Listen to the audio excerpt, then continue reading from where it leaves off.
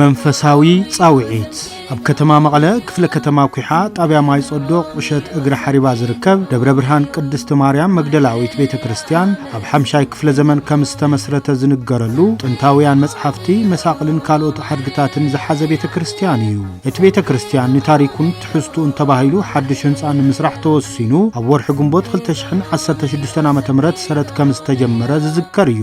በዚ መሰረት ድማ ብዝገበርኩሞ ድጋፍ ኣብ ዝሕዚ እዋን ኮለን ጠጠው ኢሉ ኣብ ጽቡቕ ምዕባለ ስራሕቲ ይርከብ። ኮይኑ ግና እቲ ህንጻ ቤተክርስቲያን በቲ ዝተተለመሉ እዋን ህንጹ ንኽዛዘም ዝሕግዝ መድረኽ መተኣኻኸቢ እቶት ንጥር 30 የካቲት 1 2018 ዓ.ም ንግሆ ካብ ሰዓት 1 ጀሚሩ ኣብ ቅድስት ማርያም መግደላዊት ቤተክርስቲያን ክካየድ እዩ።